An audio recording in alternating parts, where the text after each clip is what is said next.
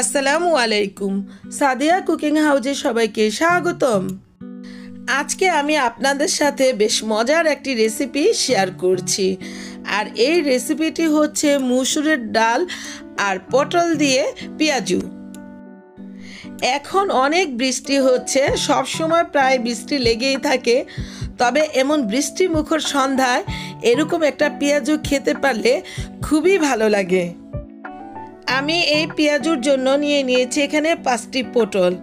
এই পটলগুলোকে কেটে ধুয়ে সিদ্ধ করে নিব। আর অন্যদিকে একটা মিক্সিং বলে নিয়ে নিলাম 1 কাপ পরিমাণ মসুরের ডাল। এই মসুরের ডালটাকে কিছুক্ষণ ভিজিয়ে রাখবো। আমি এই ডালটাকে ঘন্টাখানেক ভিজিয়ে রাখবো, তারপর এটাকে পাটায় পিষে নিয়েছি। আপনারা ইচ্ছে করলে এখানে ব্লেন্ডারও ব্লেন্ড করে নিতে পারেন। পটলটাকেও সিদ্ধ করে আমি পাটায় পিষে নিয়েছি। এই যে দেখুন, এমনভাবে পিষে নিয়েছি। এখন এখানে দিয়ে দিচ্ছি 1/2 চা চামচ পরিমাণ ধনিয়া গুঁড়ো, তারপর দিয়ে দিচ্ছি 1 চা চামচ পরিমাণ ভাজা জিরে গুঁড়ো এবং 1/2 চা চামচ পরিমাণ গরম মশলার গুঁড়ো। দিয়ে দিচ্ছি 1/2 চা চামচ পরিমাণ লাল মরিচের গুঁড়ো। আরও দিচ্ছি 1/2 চা চামচ পরিমাণ হলুদের গুঁড়ো। দিয়ে দিচ্ছি 1 চা চামচ পরিমাণ আদা পেস্ট, 1/2 চা চামচ পরিমাণ রসুন পেস্ট। এবার অ্যাড করে দিচ্ছি স্বাদ মতো লবণ।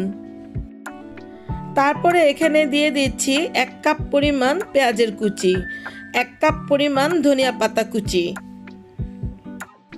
আরও দিয়ে দিলাম 1/2 কাপ পরিমাণ কাঁচামরিচের কুচি। একটু ঝাল ঝাল করবো, এর জন্য একটু মরিচটা বেশি দিলাম। তারপর এই সবগুলো উপকরণ একসাথে খুব সুন্দরভাবে মাখিয়ে নিচ্ছি। আপনারা যদি ঝালটা কম খেতে চান তাহলে কম মরিচ দিবেন। তারপর এগুলোকে আমি 10 মিনিট ঢাকনা দিয়ে ঢেকে রেখে দিচ্ছি। 10 মিনিট পর ফিরে আসলাম। চুলা একটা প্যান বসালাম। প্যানটা গরম হয়ে আসলে এখানে পরিমাণ মতো তেল দিয়ে দিলাম।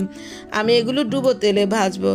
এই যে একটু একটু করে নিয়ে একদম পেঁয়াজু যেভাবে ভাজে সেভাবেই দিয়ে দিচ্ছি। প্রথম ব্যাচে 6টা পেঁয়াজু দিয়ে দিলাম। চুলার আঁচটা কিন্তু বেশি বাড়ানো যাবে না, মাঝারি থেকে একটু নিচুতে রেখে পেঁয়াজগুলো ভেজে নিতে হবে, নয়তো পুড়ে যাওয়ার সম্ভাবনা থাকবে। এই তো 2-3 মিনিট পরে পেঁয়াজগুলোকে আস্তে আস্তে এক এক করে উল্টে দিচ্ছি। এই পেঁয়াজটা কিন্তু একটু সময় নিয়ে আপনার ভাজতে হবে।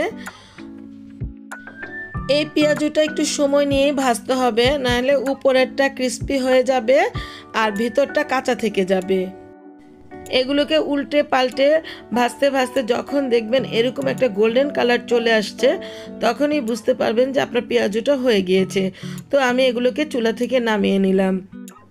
বাকি পেঁয়াজগুলো ভাজার জন্য এক এক করে প্যানের মধ্যে দিয়ে দিচ্ছি।